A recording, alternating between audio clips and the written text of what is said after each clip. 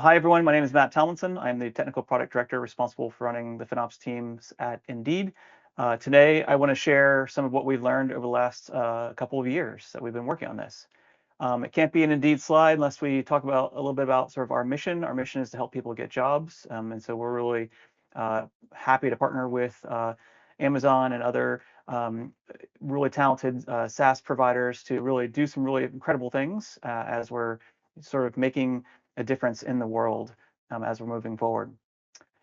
So first off, we wouldn't be here today without the FinOps Foundation. So I highly encourage everyone to consider joining this free open source based organization. They really sort of gave us the transitioning phases that we thought about, sort of how we were going to go from crawl to walk to run. And I'll talk about that as we go. And here is a little preview QR code of the survey that you'll receive at the end of the talk. So we're looking forward to any feedback that you have for that as well. All right, so the first observation for Amazon is that you get the single highest discount, which is roughly goes in this order. Public on demand is obviously the discount of 0%. It's the list price, followed by EDP, PPA, CUDs of various types, and then spot pricing is of course the best when you can get it, but of course it's not guaranteed. So you have to sort of know that there are different ways to get those discounts. You just have to try to figure out, okay, what's the best way to optimize for your particular needs. You have to start slow. It's taken us several years to go from crawl to walk to run. And we worked through this, and I wanted to sort of share sort of how we're doing this. But I do want to acknowledge that it's hard to go slow when you know that you want to get to this end state. Sometimes it just takes some time.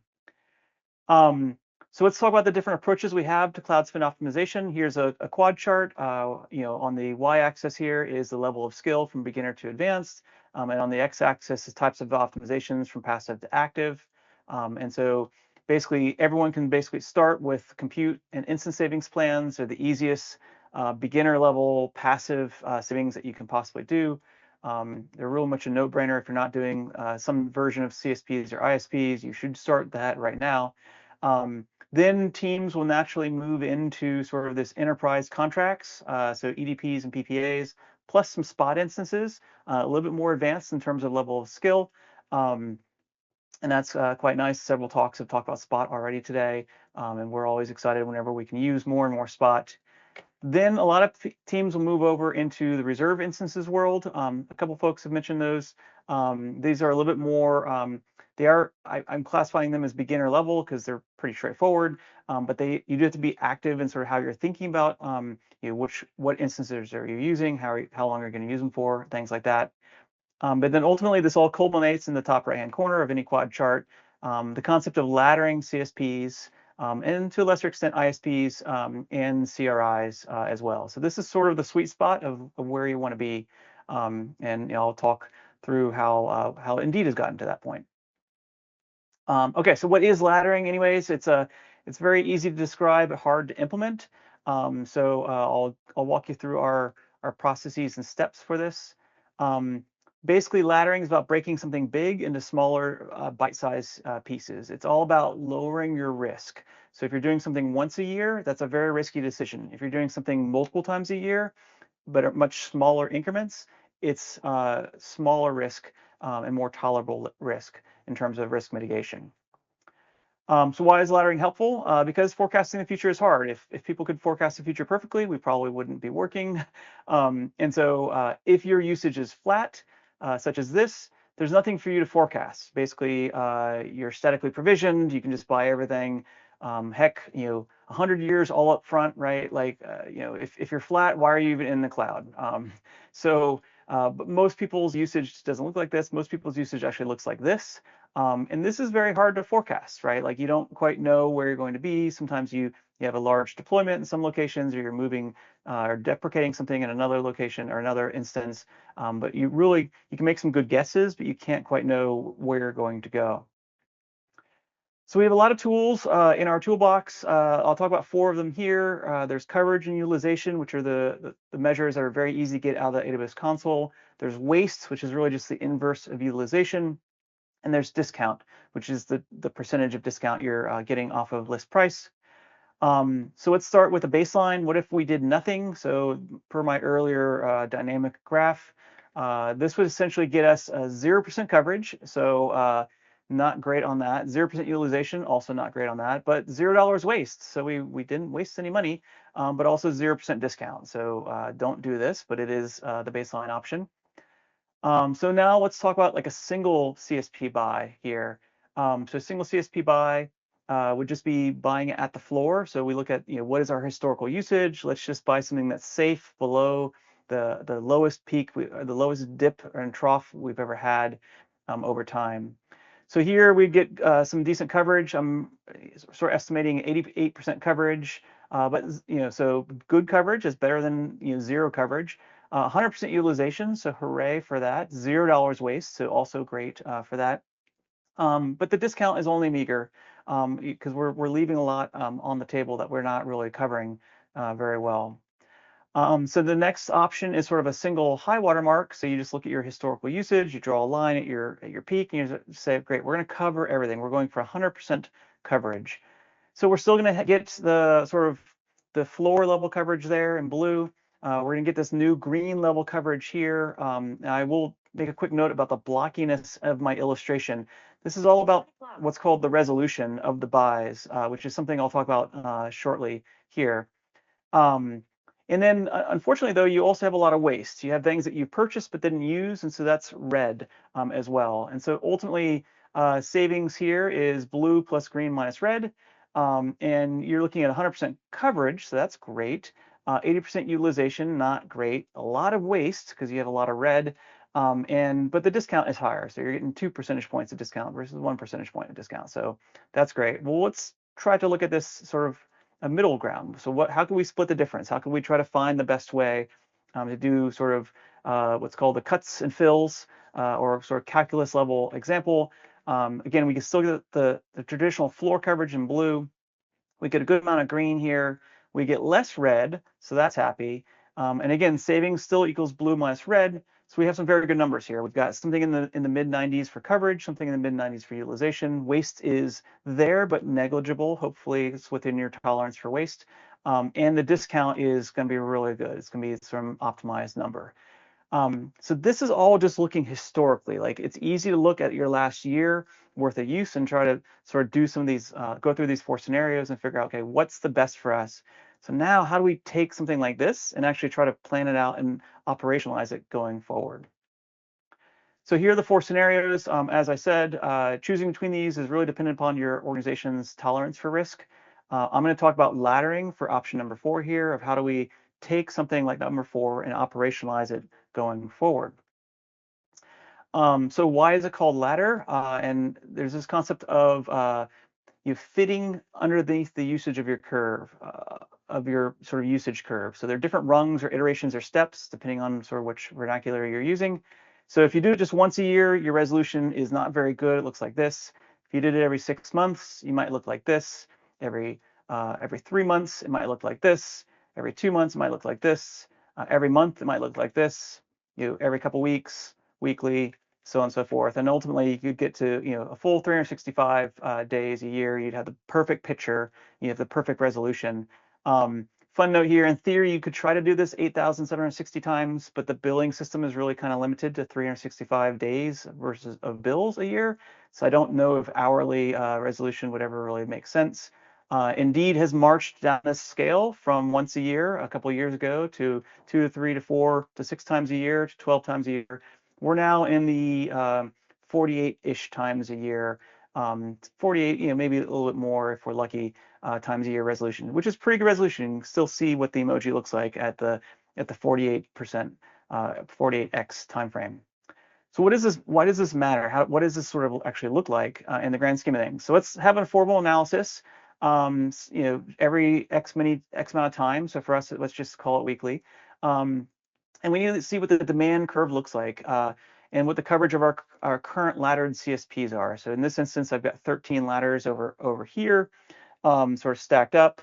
You can see that our usage is going up, and we've got 4 decisions to make. We can do nothing, we can expire, we can renew, or we can increase. And so we have to make a judgment call each week based off of imperfect data. Sort of what do we want to do? We know what's going to happen to our current CSPs, and we have some guesstimates of what might happen for our utilization, but we're not quite sure. So for this instance, we're going to do nothing in this particular week. Then we get another week worth of data, and we see that the usage came back down. So maybe nothing was the right call. So in this instance, we're going to let a CSP that's about to expire. So you can see that sort of step down, but then it came back up again. So now we have to make another decision. Well, we're going to guesstimate maybe we'll do nothing in this instance. And then it comes back down. And as you see, you sort of repeat time and time again, we're going to let another one expire, and it came back down. It came down even further. So there was a little bit of waste here in this particular instance. But usage is going back up. So we don't know what's going to happen. So we're going to do nothing in this particular week. And usage shot up tremendously. Okay, so what do? Well, we have a lot of uncovered compute that we would like to cover. And we just had a CSP expire. So maybe now we're making a decision to renew that instance. And so we're going to renew a particular instance here that's expiring. So you can see sort of that one instance expired, another one renewed. I put it in sort of darker green there. And we're going to see, but the usage is coming down, but it hasn't quite settled down yet. So now we're going to increase a little bit because we still have a little bit of uncovered usage. So now we're going to buy a new CSP. And you can see there, if we purchase a new CSP, it's stacked on top of the other CSPs, but we're still lower than the coverage that we would like to have. We have a little bit, we have no waste. We have not quite as good discount as we would like to get. So then we're going to buy another one. And we're going to try to chase that curve up. And so we're going to increase again. So we chase that curve up. And now the demand curve is coming back down to where our coverage is. And so now we have to make a decision to let one expire. So one's about to expire. As you can see here, when something expires, you see a little gap there in the stack. And then we sort of we let one expire, and then we move the currently covered one down into that sort of little gap, and we repeat, right? So it just keeps going like that, time after time after time, and ultimately we're getting to what does it look like to operationalize sort of a ladder like this. I think I've gone to this last step here. So it's a bit of a wild ride. Like, it's important to remember that we've got a lot of people involved. We really involve our Amazon TAM in this conversation as well. A lot of folks think that TAM is there to sort of just pitch you on using more resources. And quite frankly, Raj is a great partner. He is our TAM, really talks with us about where are we not covering things, where are our opportunities for savings, what are things that we're not considering. And this is a really important conversation to have. We normally have a representative from the FinOps team, FinOps being a cross-disciplinary structure. We try to have engineering folks with engineering background and experts. We try to have some finance folks. We have the Amazon TAM involved. And it becomes a very vibrant discussion every week where we just talk through, okay, what is the data that we have, and what do we think we can do going forward? So that's what operationalization looks like for all this. In this particular last one, we increased. So starting the laddering is easy. Really, what you're trying to do is you start with a historical look. You look back, some period of time. We recommend a year, and you do some calculus. Quite frankly, sort of see what's the area under the curve, what's the area above the utilization, where would the waste have been, and then try to find for you the best percentage point to tune for in terms of coverage versus utilization. So you're going to maximize your actual spending. From there, you put together a spreadsheet. It's pretty straightforward. Every row on the spreadsheet is another increment of your buys. Spoiler alert: you're going to start with very low resolution increments early on. So once or twice a year to a couple months to every month to weekly. You're going to progress that over time. And then every column here is really just so every row is every purchase that you want to make, and every column is every increment that you want to have. And you're really just trying to make sure how many times you're going to be doing this and for how many increments over a period of time. So you can take something you might have done once a year and break it into several increments over that year. And then that ultimately gets you to the illustration I just gave you, which is where you're trying to basically chase the curve and have a perfect resolution, sort of fill in and let expire various things as they go up and down that curve. So there might be some questions on this. Feel free to ask them in the Chime chat. We'll get to those sort of at the end. There are just two other things I want to go over real quickly. For teams that are already in the sort of run mode like Indeed is, there is a really advanced sort of fly kind of concept. And there are some vendors who will work with you to automate this process. We do it manually, but there are vendors who will do this for you automatically. And then they will even fill in some of your peaks with convertible reserve instances, which are shown here in purple. So your savings become blue plus green minus red plus purple, which is even better. This is something we've experimented with. It's pretty neat, but we haven't fully operationalized it ourselves, but it is something I wanted to call out there for teams who wanted to do other advanced stuff. So the moral story is you should move into a position from the lower left-hand corner of the quad chart to the upper right-hand corner of the quad chart, basically where you're trying to get to laddered CSPs and RIs. Your call to action is pretty straightforward. Do some analysis. Hopefully you've already thought about this and done this, and create a spreadsheet. Right? It's really straightforward and easy to do that. So I'll hand it over to Raj now. Just briefly, Indeed is hiring. So if you're interested in a job, you can look on Indeed, but if you want a job at Indeed, it's Indeed.jobs. So with that, I will hand it over to Raj. Cool, perfect. Thanks, Matt. So like Matt mentioned, I am Raj. I'm the technical account manager for Indeed. I've been working with Indeed for about 4 years now and have been at AWS for almost coming up to 6 years. So we recognize that our customers are at various stages in their FinOps journey, and your AWS Enterprise Support team stands ready to assist you, regardless of wherever you are in this process, right? So looking at something like what Matt was sharing, for that, measuring and having visibility into your AWS spend and usage is crucial for those type of cost optimization efforts. And to help with that, your TAM can help provide guidance on setting up and enabling key cost and usage visibility tools, like using Cost Explorer, which provides the easy to use interface to visualize and analyze your AWS costs and usage over time. And allows you to identify trends and anomalies in your spending.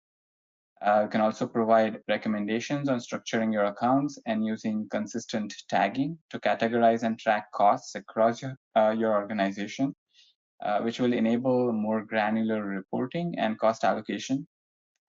Also provide guidance on setting up and using the cost and usage report, which provides the most detailed set of AWS cost and usage data available, and can be used for in-depth analysis using complex queries using Amazon Athena or Amazon Redshift, or even setting up visualizations in Amazon QuickSight.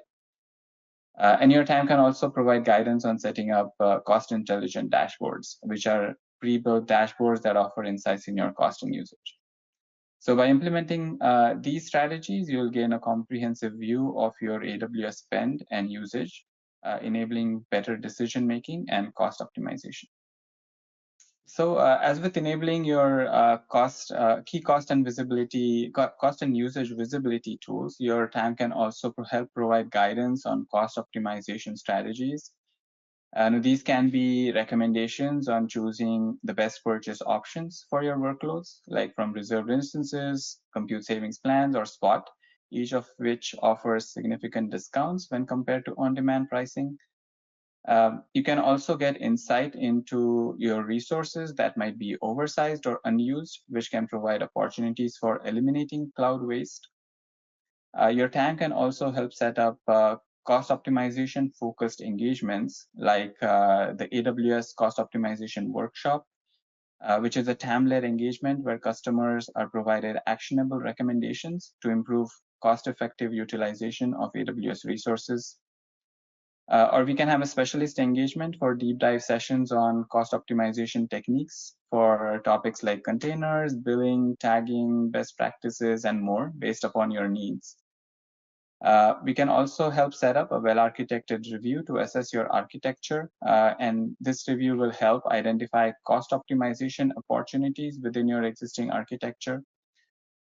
And we can also help set up a session with Cloud Financial Management on AWS, which provides a comprehensive approach to managing your cloud finances. So I encourage you to reach out to your TAM today for setting up any of these cost optimization related engagements that we just talked about.